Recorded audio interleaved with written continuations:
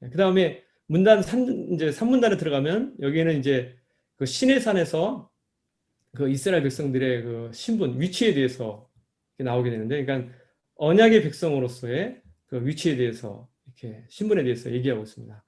여기에 감춰진 예수님은 그 저기 새 언약의 관계를 위해서, 새 언약을 위해서 피를 흘리신 예수님에 대해서 여기 잘 증거하고 있습니다.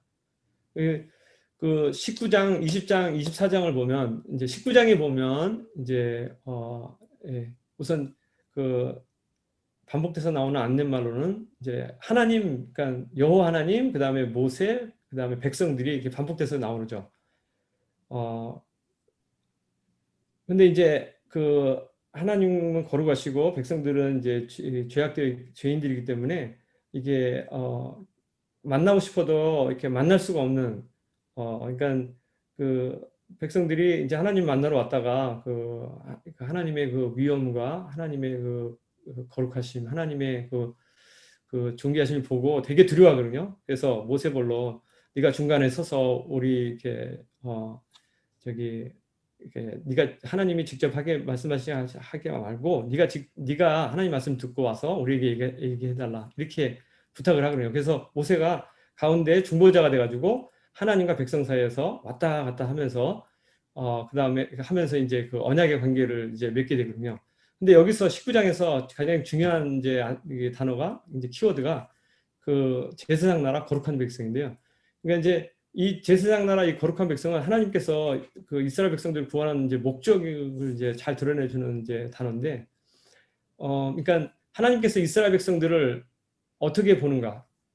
그러니까 이제 하나님은 아까 우리가 그 이름을 통해서도 배웠지만 전에도 계셨고 지금도 계시고 장차 오실 자잖아요. 그러니까 이스라엘 백성들의 과거도 아시고 그 현재 모습도 아시고 그 장차 그들의 모습도 다 아시는 거거든요. 하나님이 이스라엘 백성이 얼마나 죄악되고 얼마나 연약한지 다 아심에도 불구하고 그럼에도 불구하고 하나님이 현재적으로 이스라엘 백성들과 만나서 그들에게 제시하신 그 하나님의 계획, 그다음에 하나님의 그 꿈, 하나님의 비전이 바로 제사장 나라, 이 거룩한 백성이라는 거죠. 그 제사장이 하는 역할이 이제 그 성전에서 하는 주된 역할이 그, 그, 그 메노라에 불을 피우고 그 다음에 향을 피우는 거예요. 이게 다 전부 다 기도를 상징하는 겁니다. 그러니까 그 하나님께서 우리에게 원하는 것이 바로 그 제사장과 같이 이 세상을 향해서 제사장과 같이 하나님에 대해서 또 이 세상에 대해서 제사장과 같이 기도하는 역할을 감당하기 원하시다는 것을 배울 수가 있고 그 다음에 거룩한 백성 그러니까 세상과 구별된 백성 그러니까 거룩한 백성이 되기 위해서는 하나님과 함께 있는 거죠. 하나님과 가까워질 때 거룩한 백성이 될 수 있는 거죠. 그러니까 이것이 하나님께서 우리를 구원하신 목적이라는 것을 분명히 계시하셨고, 그다음에 20장에 보면 이제 십계명이 나옵니다. 이제 하나님께서 십계명을 이제 모세를 통해서 주시는데 이 십계명에는 이제 하나님의 진리, 하나님의 공의가 아주 잘 나타나 있습니다. 그 다음에 이제 24장에 보면 이제 24장에서 이제 그 언약의 관계를 맺고 그 식을 이제 이루는데 여기서 반복돼서 나오는 이제 안내말이 뭐냐면 그 율법책 그러니까 모세가 그 십계명을 받아서 기록한 책 율법책 그 다음에 짐승의 피 그 다음에 아멘이 나옵니다. 그러니까 아멘은 동의한다는 거죠. 그러니까 거룩하신 하나님과 이스라엘 백성이 이제 그 언약 관계를 맺는 건데 뭐에 기초해서 언약 관계를 맺냐면 이제 그 율법에 기초해서 언약 관계를 맺습니다. 그러니까 너희가 이 말을 나의 나의 계명을 잘 지키고 하게 되면 내가 너희 하나님이 되고 또 너희는 나의 이제 백성 거룩한 백성이 될 것이다. 이렇게 그 언약을 맺는 거거든요. 근데 이 첫 언약 관계에 그 짐승의 피가 흘렸다는 거. 그 다음에 이스라엘 백성이 아멘으로 그거를 받아들였다는 겁니다. 동의를 했다는 겁니다. 이 세 가지가 딱 이루어졌을 때 하나님과 이스라엘 백성 사이의 언약 관계가 효력을 갖게 됐거든요. 그러니까 그 짐승의 피가 흘려지고 그 다음에 이스라엘 백성이 그 아멘으로 이렇게 받아들였을 때 언약 관계가 맺어지는 효력이 발생한 거게 하게 된 것입니다. 그러니까 그러니까 쉽게 말하면 그 전에 이스라엘의 신분이 노예 백성이었다면 그들이 아멘 하는 순간에 완전히 신분이 다 바뀌어 버린 거죠. 그러니까 하나님의 백성으로, 그 다음에 그 하나님의 거룩한 신부로, 그 다음에 하나님의 거룩한 자녀들로 이렇게 완전히 신분이 다 바뀌어 버린. 그래서 이 사건은 그 장차 이제 새 언약을 위해서 피를 흘리신 예수님을 상징적으로 잘 드러내고, 그래서 하나님께서 우리에게 율법을 주셨고, 이 율법을 주신 것은 하나님의 백성으로서 어떻게 살아야 될 것인지 이제 가르쳐 주신 건데, 율법을 주셨고, 그 다음에 그 예수님께서 짐승의 피가 아니고 예수님께서 흠없는 보혈의 피를 흘리셨지 않습니까? 그래서 우리가 그냥 그 아멘으로 동의만 하게 되면, 예수님을 이렇게 받아들이고 아멘으로 동의만 하게 되면 우리의 신분은 완전히 이제 바뀌게 되는 거죠. 완전히 바뀌어서 그 하나님의 거룩한 신부, 하나님의 거룩한 백성, 그다음에 하나님의 거룩한 자녀들이 된다는 거, 이게 굉장히 놀라운 복음이 여기 있다는 것을 또 이렇게 알 수가 있습니다. 그 다음에 이제 사문단을 가게 되면 이제 21장에서 32장인데 성막과 이제 금송아지 사건에 대해서 이렇게 다루고 있습니다. 그래서 성막은 이제 예수님을 상징하고, 이 금송아지는 이 이스라엘의 죄 문제를 이제 드러내고 있습니다. 자, 그러면 21장에서 31장을 쭉 보면 안내말이 이렇게 먼저 21장에서 23장에 보면 안내말이 이제 뭐냐면 이제 로라는 것은 안 된다, 하지 말아라 이런 뜻이고, 그 다음에 임하고 키라는 히브리 단어가 이렇게 계속해서 반복해서 나오는데, 임 하는 것은 만약 뭐뭐 한다면 이런 뜻입니다. 만약. 그다음에 키가 원래는 이제 뭐 왜냐하면이라는 뜻도 있는데, 이게 문장 앞으로 나오면 똑같이 만약 이런 경우에는 이런 뜻이 되거든요. 그래서 그 하나님께서 그 율례를 주시고 법을 주시는데, 이러이러한 수많은 경우들 있지 않습니까? 만약 이렇다면 하나님의 백성으로서 어떻게 살아야 되는지, 하나님의 백성으로서 어떻게 해야 되는지, 하나님의 진리와 하나님의 공의에 대해서 이제 하나님께서 이렇게 21장에서 23장에서 쭉 말씀해 주시고, 자, 그 다음에 25장에서 31장까지 이제 하나님께서 이렇게 이제 시작합니다. 이제 히브리어로는 이제 이렇게 적혀 있습니다. 그러니까 먼저 한국말로 제가 이제 한국말로 뭐라고 적혔냐면, 나를 위하여 성막을 짓되, 이렇게 이제 시작하거든요. 25장에서부터. 근데 지금 재밌는 거는 나를 위해서 성막을 짓되, 그러니까 우리를 위한 게 아니고 하나님을 위해서 성막을 짓도록 이렇게 하나님이 부탁하신 것을 이렇게 보게 되는데, 그러면은 이제 어떤 생각이 드냐면, 그러면 이런 생각이 들더라고요. 그러니까 누가 이렇게 우리를 만나고 싶어 하는가? 이 성막이 있어야지 이제 거룩하신 하나님과 죄인이 이렇게 만날 수 있게 되는데, 우리가 아니고 하나님이 간절히 원하시는구나, 이런 것을 이제 배울 수 있었고, 그 다음에 또 안내 단어가 자원하는 마음으로라는 단어가 많이 나오는데, 그 성막을 지을 때 하나님께서 원하는 게 자원하는 마음이라는 걸 알 수 있고, 그 다음에 또 안내 말이 뭐가 있냐면, 이렇게 성막을 이제 어떻게 지으냐, 성막을 어떻게 지으라 할 때 항상 이렇게 반복돼서 나오는 단어가 히브리 말로 베아시타 이렇게 되어 있는데, 이렇게 짓되, 이렇게 하되, 이런 뜻입니다. 이 오세, 아싸라는 이 동사가 하다라는 동사거든요.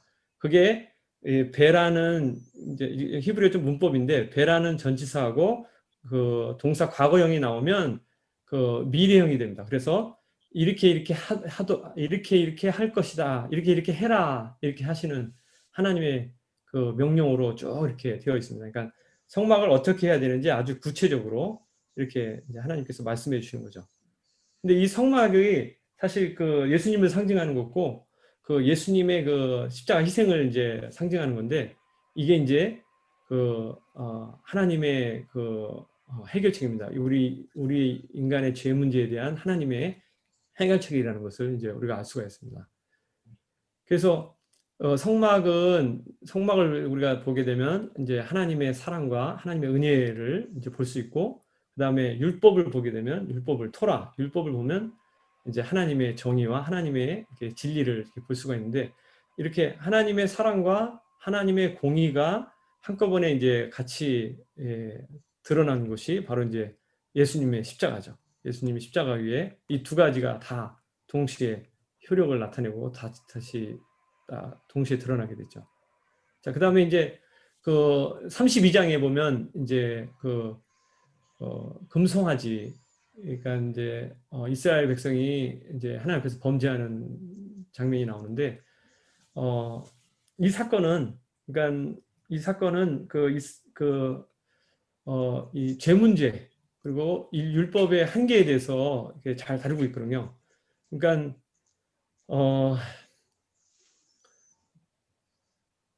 여기 안내말을 보면 그 이스라엘 백성들이 이렇게 얘기합니다. 그 아론에게 우리를 위하여 신을 만들라 이렇게 하면서 우상 숭배 이제 죄를 범하게 되는데, 근데 이제 하나님께서 이제 그 모세에게 이 이스라엘 이렇게 범죄한 이스라엘 백성들에 대해서 이렇게 말씀하시거든요. 이 백성은 목이 곧은 백성이라.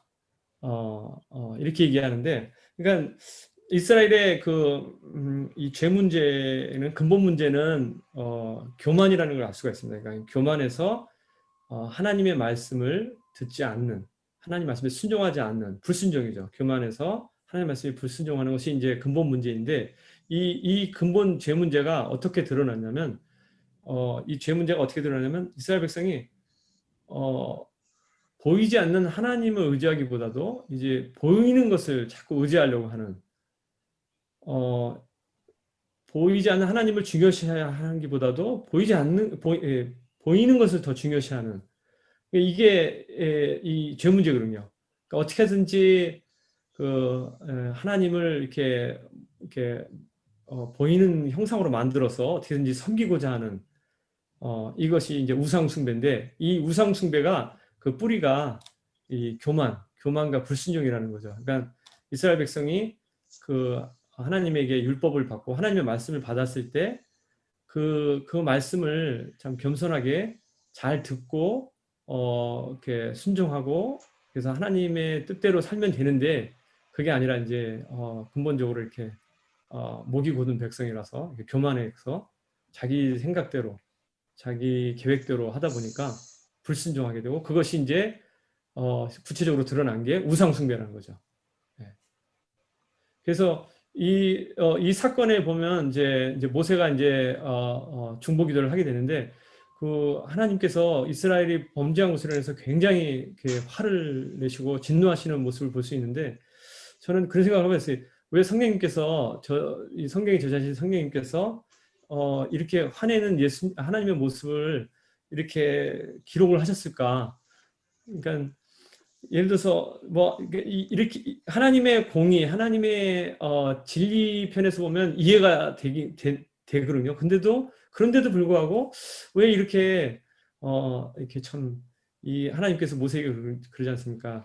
이 백성을 싹 다 멸하고 내가 너를 통해서 새로운 민족을 만들고 싶다. 이렇게 말씀을 하시는데, 나중에는 이제 하나님께서 이제 후회하시는데, 그래서 그러면 하나님 사랑편에서 생각하면 이게 어떻게 하나님께서 이렇게 화를 내실까 이렇게 생각해봤는데, 이게 잘 이렇게 생각하고 기도해 봤을 때 성령께서 그렇게 깨닫게 해주시는 것 같아요. 그러니까 하나님께서 얼마나 사랑하셨으면, 그러니까 너무나 사랑한 거죠. 이스라엘 백성들을 참 그게 연약하고 이렇게 죄짓고 그런 이스라엘 백성들을 다 아시면서도, 그 연약한 백성인 걸 아시면서도 그들을 너무 사랑하셨기 때문에 그것이 이제 이렇게 진노함으로 이렇게, 그러니까 질투죠. 하나님의 질투. 그러는 것이라는 것을 이제 또 깨달을 수가 좀 있었습니다. 그 다음에 이제 마지막 단계인데 이제 5단계 보면 이제 성막이 완성이 되고 그 다음에 이제 하나님이 임재하는 그 내용이 이제 33장에서 40장에 나옵니다. 여기에 감춰진 이제 예수님은 이제 십자가에서 구원을 완성하시고 또 그리고 그 예수님의 구원의 완성으로 말미암아 성령님께서 임재하시고 인도하는 이제 그 복음을 이제 여기서 우리가 발견할 수 있는데 제가 33장하고 40장을 쭉 읽으면서 그 안내말을 기초해서 한 가지 재미있는 사실을 발견했습니다. 그래서 우리가 그 홍수 심판 있지 않습니까? 거기서 하나님께서 노아에게 방주 제작하도록 하시는데 거기서 나오는 안내말하고 그다음에 하나님께서 이스라엘 백성들에게 성막을 이렇게 제작하도록 하시는 그 안내말을 보면 둘이 거의 똑같습니다. 예를 들면 하나님께서 노아에게 이르시되 방주 제작할 때는 그렇게 말씀하셨고 성막 제작할 때는 하나님께서 모세에게 이르시되 또 이렇게 말씀하셨고 그 다음에 또 이렇게 만들되 똑같습니다. 성막 제작할 때도 이렇게 만들되 그 다음에 마지막에 이제 노아가 이렇게 준행하더라. 그 다음에 성막 제작도 마찬가지입니다. 이렇게 준행하더라. 이런 식으로 이렇게 되어 있습니다. 그래서 좀 다른 점은 예를 들어서 방주 제작할 때는 하나님께서 너를 위하여 방주를 짓되 이렇게 말씀하셨는데 이 성막을 제작하실 때는 하나님께서 나를 위하여 성막을 질 때 이렇게 말씀하셨거든요. 이 점에 대해서 좀 생각해 볼 여지가 좀 많이 있는데 그 방주 제작과 성막 제작의 그 공통 부분이 공통되게 나오는 단어가 있는데 그게 뭐냐면 속죄라는 단어입니다. 히브리어로는 카파라, 속죄 또는 덮개라는 뜻이 있거든요. 이 단어가 아주 공통적으로 이렇게 나오는데 이 단어에 대해서도 제가 같이 한번 생각을 해보겠습니다. 일단 그 성막을 만드는 하나님의 그 말씀에 따라 성막을 만드는 그 양식을 보면 우선 지성소부터 이렇게 만들어 들어갑니다. 그러니까 지성소와 그 안에 있는 성막 기구들, 그 다음에 성소로 들어갑니다. 그러니까 거기에 성소에 있는 성막 기구들, 그 다음에 성전 뜰로 나갑니다. 그리고 나서 이제 전체적으로 이렇게 막죠.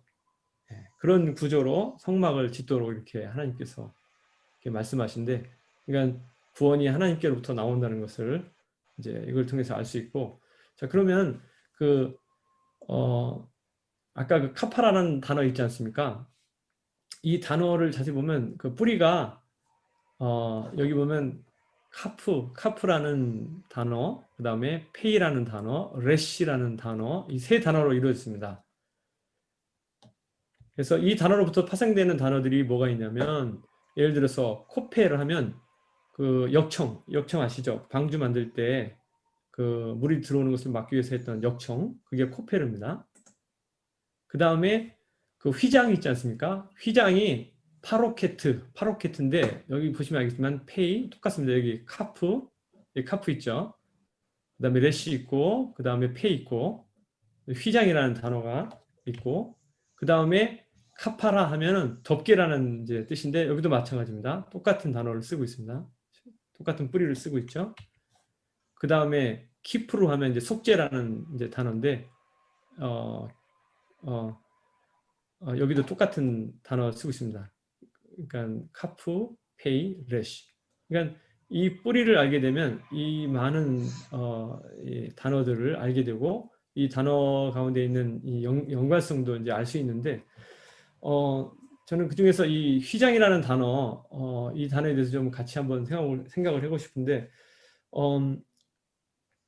예수님께서 이제 그 십자가에서 다 이루었다 이렇게 말씀을 하시고 난 다음에 그 성전에서 일어난 사건을 이제 사복음서에서 이제 기록하고 있는데 그게 뭐냐면 휘장이 위에서부터 아래로 이렇게 쫙 찢어지는 이제 그 사건을 다루고 있거든요. 그러니까 이 휘장의 역할은 죄인들이 하나님께 거룩하신 하나님께 이렇게 함부로 이렇게 나아가지 못하도록 왜냐하면 이렇게 함부로 이렇게 들어오게 되면 이제 죽게 되잖아요. 그 이제 막는 역할을 하는 게 이제 휘장인데 그게 예수님으로 말미암아 이렇게 위로부터 이렇게 쫙 찢어져가지고 이렇게 하나님께로 가는 이제 산길이 열렸다. 이렇게 이제 성경이 기록하고 있는데 저는 이제 그 아까 우리가 이 말씀을 배우지 않았습니까? 그 나를 위하여 성막을 짓되 이렇게 이제 하나님이 하신 말씀을 기초해 볼 때 저는 이런 생각이 들더라고요. 그러니까 예수님께서 이제 십자가에서 it is finished. 그러니까 다 이뤘다 딱 말씀하셨을 때 이 하나님께서 그 말이 딱 떨어지자마자 휘장을 쫙 찢고 그냥 탁 이렇게 나오신 것이 아닌가 그런 모습이 막 상상이 되더라고요. 그러니까 얼마나 우리를 만나보고 싶었으면. 그러니까 그 전에는 그러니까 이스라엘 그 전에는 이제 예를 들어서 시내산에서 이스라엘 백성들과 언약 관계를 맺기 위해서 만나고자 했을 때 그들의 죄악됨으로 인해서 하나님의 거룩함 때문에 도저히 이게 만남이 이루어질 수가 없었었거든요. 하지만 그들이 예스했을 때 하나님께서 그것을 기뻐 받으시고 언약의 관계를 맺으셨잖아요. 근데 예수님으로 말미암아 예수님께서 십자가에서 이루신 그 놀라운 그 사건으로 말미암아 이 하나님께로 가는 이 길이 활짝 열렸을 때 제일 먼저 기뻐하신 분이 하나님이시다는 거죠. 그래서 휘장을 위로부터 쫙 찢고 탁 나와가지고 우리를 찾으시는 하나님, 그 하나님의 모습이 상상이 되더라고요. 예. 여기 이제 성막을 구체적으로 제가 이제 이렇게 구조도를 한번 준비해봤는데 여기 보면 이제 이쪽이 문이 여기서부터 시작해 이게 동쪽입니다. 여기가 동쪽이고 여기가 이제 북쪽이 되는 거죠. 그러면 여기가 남쪽, 여기가 서쪽이 되는데 이 문 쪽에 들어오게 되면 제일 첫 번째 부딪히는 게 뭐냐면 제단입니다. 번제단이죠. 여기 이 제단에서 짐승을 잡고 짐승의 피를 여기다가 흘리고 그 다음에 여기 물두덩이인데 여기서 이제 손을 씻고 그 다음에 여기에 이제 그 성소로 들어갈 때 여기에 파로키트가 있습니다. 여기에 이제 그 막는 문이 있죠. 파로키트가 있고 여기를 이제 통과할 수 있는 건 제사장만 이제 통과할 수 있는 거죠. 제사장이 들어가서 그 다음에 마주치는 게 여기 보면 예, 향단이 있습니다. 여기도 제단이 있는데 여기에도 이제 피를 흘려야 됩니다. 여기서 피를 이제 흘려야지 그 다음에 여기 이 파로케트 여기에 또 파로케트가 있거든요. 성막이 이제 이제 성막이 있는데 여기가 찢어진 거죠. 예수님께서 예, 다 이뤘다 했을 때 이 성막이 위로부터 가운데로 이렇게 찢어진 겁니다. 그리고 나서 또 들어가면 이렇게 제단이 또 있습니다. 이 안에 여기도 제단이 있는데 이게 이제 여기 보면 이제 천사들이 양쪽으로 이렇게 날개를 펴고 있는 모습에 그 위에 그 덮개 위에 거기 위에다가 이 위에다가 이제 피를 뿌리는 거죠. 네.